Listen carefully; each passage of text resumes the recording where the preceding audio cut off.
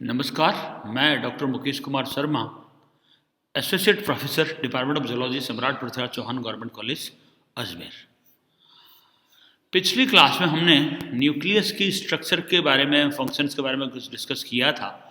हमने ब्रीफ में डिस्कस किया था कि भाई है ना, जो न्यूक्लियस की क्या साइज और शेप होती है, न्यूक्लियस की डिस्कवरी किस प्रकार से हुई, ठीक है, और है ना जो साथ में न्यूक्लियस के जो फंक्शंस है उसके बारे में हम डिस्कस किया था।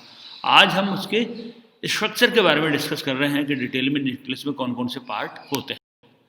तो बेसिकली हम लोग देखें तो ये देखिए, ये सेल है, यहाँ पे ये एंडोप्लाज्मिक रेटिकुलम है, ठीक है, ये आपके गोल्गी कॉम्प्लेक्स है, ठीक है, ये माइटोकॉन्ड्रिया है, ये वाला जो हिस्सा है ये न्यूक्लियस होता है, ठीक है।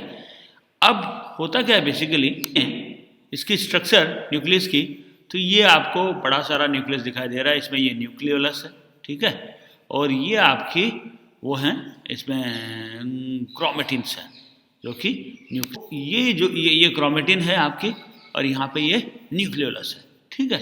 अब इसमें ऐसी कौन कौन सी स्ट्रक्चर होती है जिसको कि हम लोग पढ़ेंगे, जो कि इंपॉर्टेंट होती है, वो हम आगे देखते हैं।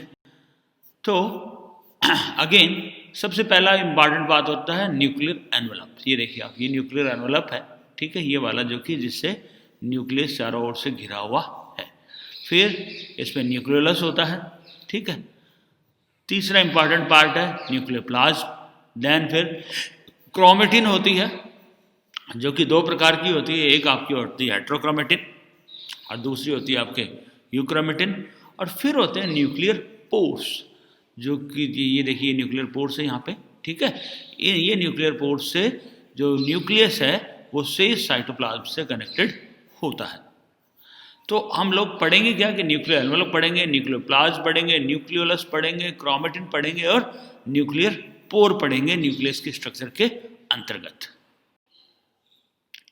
ये आपका ना जो इलेक्ट्रॉन माइक्रोस्कोपिक डायग्राम है, देखिए आप, ये आपका न्यूक्लियस है, ये कोशिका है पूरी, ये न्यूक्लियस है। न्यूक्लियस में है ना जो आप देखिए कि ये न्यूक्लियर पोर्स है यहाँ पे, ठीक है, और इस प्रकार से ये आपका न्यूक्लियस का ना जो आपका स्ट्रक्चर दिख रहा है, ठीक है। अब सबसे पहला न्यूक्लियर एनवलप। न्यूक्लियर एनवलप होता क्या है पहले के, सबसे पहली बात, so the nuclear envelope otherwise known as nuclear membrane consists of two cellular membranes, an inner and an outer membrane arranged parallel to one another। जो न्यूक्लियर एनवलप है उसको हम लोग न्यूक्लियर मेम्ब्रेन भी कहते हैं, जो कि दो सेलुलर मेम्ब्रेन की बनी हुई होती है।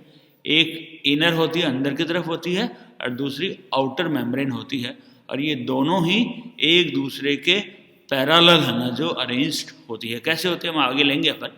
The outer nuclear membrane is continuous with the membranes of the rough endoplasmic reticulum and is similarly studded with the ribosomes. अब जो आउटर जो मेम्ब्रेन होती है बेसिकली वो किसके साथ में कंटिन्यूस होती है, वो लगातार रहती है किसके साथ में, आपके रफ एंडोप्लाज्मिक रेटिकुलम के साथ में लगातार रहती है। एंडोप्लाज्मिक रेटिकुलम के स्ट्रक्चर के अंतर्गत हम लोग बढ़ चुके हैं, और इस पे राइबोसोम भी पाए जाते हैं।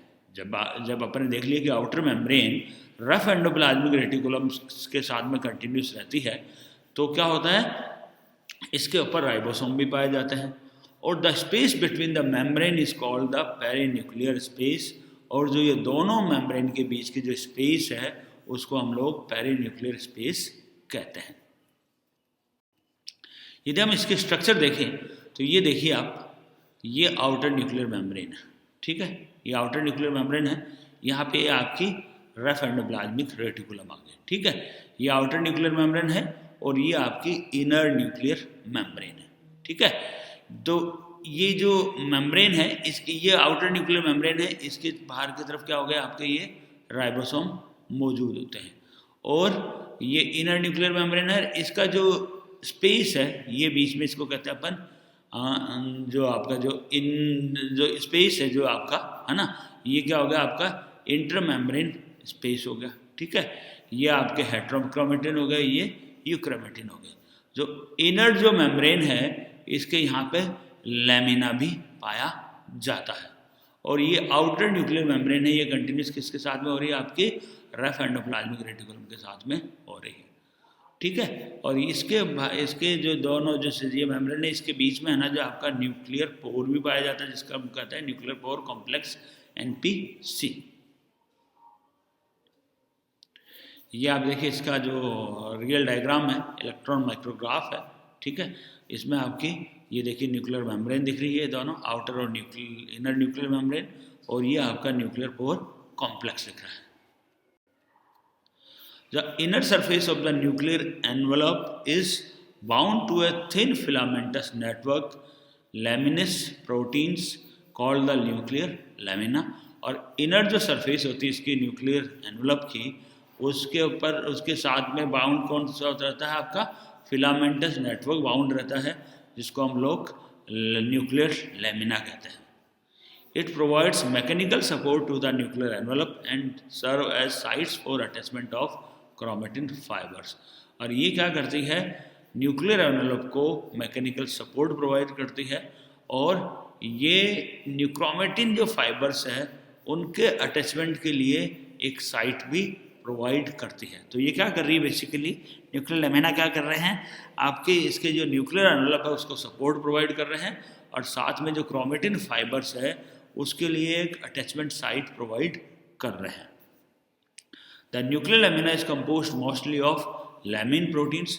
और जो न्यूक्लियर लैमिना है ये लैमिन प्रोटीन्स के द्वारा बना हुआ होता है। और mutations in lamin genes leading to defect in filaments assembly और नॉन एज लैमिनोपैथीज। और यदि लैमिन जीन्स के अंदर यदि म्यूटेशंस हो जाए तो उससे है ना जो फिलामेंट्स के अंदर आपका वो हो जाता है, फिलामेंट्स के अंदर म्यूटेशंस हो जाते हैं, ठीक है। और जो म्यूटेशंस जो हो गए उससे लैमिनोपैथीज बनती है, जो कि एक मसल डिस्ट्रॉफी का एक रेयर फॉर्म्स होती है। तो लैमिन जो जीन्स होते हैं यदि उनमें म्यूटेशंस हो जाए तो फिलामेंट असेंबली के अंदर है ना जो बदलाव होते हैं, डिफेक्ट हो जाते हैं, और उसको हम लोग लैमिनोपैथीज कहते हैं, जो कि मसल डिस्ट्रॉफी का एक रेयर फॉर्म होता है।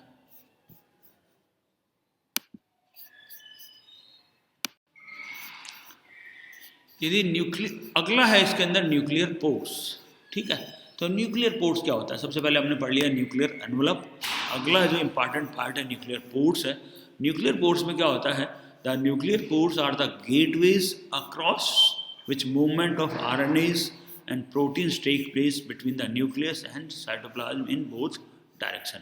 अब न्यूक्लियर पोर्स क्या है बेसिकली, ये गेटवे होता है बेसिकली। गेटवे किसके बीच में, आपके न्यूक्लियस तथा साइटोप्लाज्म के बीच में। और इससे है ना जो आरएनएज तथा प्रोटीन्स है ना जो का मूवमेंट होता है किसके बीच में, आपके साइटोप्लाज्म और न्यूक्लियस के बीच में, दोनों ही दिशा में। यानी न्यूक्लियस से वो साइटोप्लाज्म में भी जा सकते हैं और साइटोप्लाज्म से वो न्यूक्लियस में जा सकते हैं। और किसका मूवमेंट होता है, आरएनए तथा प्रोटीन्स का। Protein synthesized in the cytoplasm across the nuclear envelope to initiates replication and transcription of genetic materials. और जो प्रोटीन सिंथेसाइज जो होते हैं साइटोप्लाज्म में, वो न्यूक्लियर एनवलप को क्रॉस कर सकते हैं, किसके लिए, रेप्लिकेशन तथा ट्रांसक्रिप्शन के लिए। ये जो प्रोटीन्स होती हैं ये रिस्पॉन्सिबल होती है, और ये साइटोप्लाज्म को क्रॉस कर सकते हैं किसके थ्रू, न्यूक्लियर पोर्स के थ्रू। तो न्यूक्लियर पोर क्या कर रहे हैं बेसिकली, एक गेटवे का काम कर रहे हैं बेसिकली प्रोटीन्स का लिए, आरएनएस के लिए। और ये प्रोटीन्स किसमें इन्वॉल्व होती है, रेप्लिकेशन तथा ट्रांसक्रिप्शन में इन्वॉल्व होती है।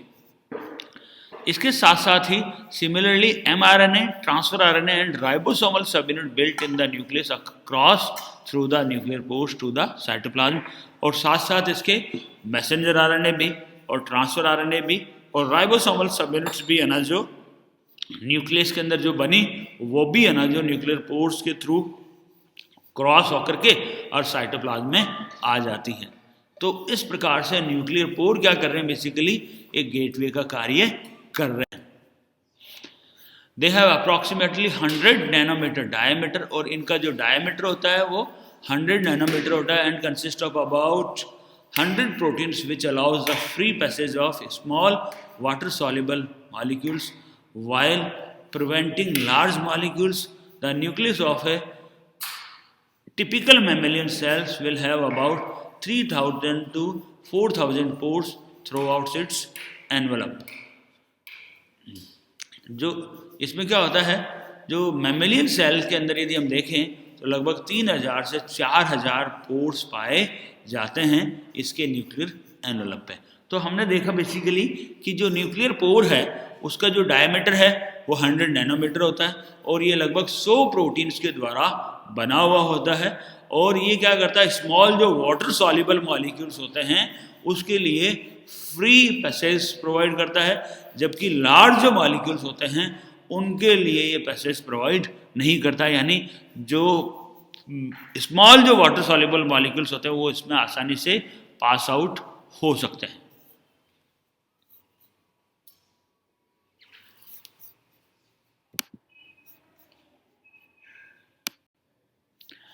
ये देखिए आप इसके स्ट्रक्चर, ये आपका न्यूक्लियर पोर कॉम्प्लेक्स है, ठीक है। इसमें यहाँ पे मैं पहले आपको इसका डिटेल पढ़ा चुका हूँ सेल मेम्ब्रेन के अंतर्गत, ठीक है। तो लेकिन अभी थोड़ा सा ब्रीफ में बता देता हूँ आपको कि न्यूक्लियर पोर कॉम्प्लेक्स में क्या ये सेंट्रल पोर है। यहाँ पे देखो दो प्रकार के रिंग्स है, एक साइटोप्लाज्मिक रिंग है और एक ये न्यूक्लियर रिंग्स है, ठीक है। न्यूक्लियर रिंग क्या कर रही है, न्यूक्लियर बास्केट का निर्माण कर रही है, जबकि साइटोप्लाज्मिक रिंग से साइटोप्लाज्मिक फिलामेंट्स निकलते हैं, ठीक है। तो किस प्रकार से इसके स्ट्रक्चर है ये आप देखें आगे। So each pore contains a donut shape 8-fold symmetric ring shaped structure at a position where the inner and outer membranes fuse। जो प्रत्येक जो पोर है उसमें क्या होता है, डोनट शेप की 8-fold सिमेट्रिक रिंग होती है, ठीक है, जिसके पास में इनर एंड आउटर मेम्ब्रेन दोनों फ्यूज अप होती है। Attached to the ring is a structure called the nuclear basket that extends into the nuclear plasm and a series of filamentous extension that reach into the cytoplasm। और इससे क्या होता है, इस ring से एक न्यूक्लियर बास्केट्स अटैच पाई जाती है जो कि न्यूक्लियोप्लाज्म में क्या होता है, एक्सटेंडेड होती है। और इसके जो फिलामेंटस जो एक्सटेंशंस होते हैं, जो कि साइटोप्लाज्मिक फिलामेंटस एक्सटेंशन होते हैं वो साइटोप्लाज्म में पाए जाते हैं। तो मैंने आपको दो चीज़ बताई, एक न्यूक्लियस की तरफ न्यूक्लियर प्लाज्म की तरफ न्यूक्लियर बास्केट्स है और साइटोप्लाज्मिक तरफ क्या है, साइटोप्लाज्मिक फिलामेंटस है। तो दो एंड जो थे इसके, जो न्यूक्लियर एंड साइटोप्लाज्मिक जो थे, साइटोप्लाज्मिक फिलामेंट्स, साइटोप्लाज्म में तो क्या था, साइटोप्लाज्मिक फिलामेंट्स निकलते थे और न्यूक्लियर जो एंड था उसके ऊपर न्यूक्लियर बास्केट्स बनती है, ठीक है। तो न्यूक्लियर बास्केट्स न्यूक्लियर प्लाज्म में पाई जाती है और जो साइटोप्लाज्मिक जो फिलामेंट्स है वो साइटोप्लाज्म में पाए जाते हैं। Both structure serves to mediate binding so that nuclear transports proteins, है ना।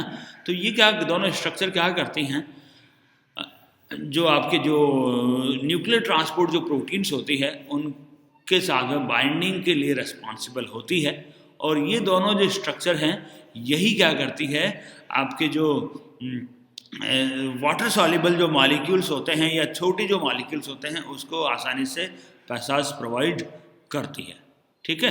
तो आज के लिए हम लोग इतना ही लेंगे।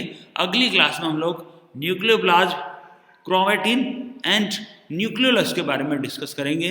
धन्यवाद।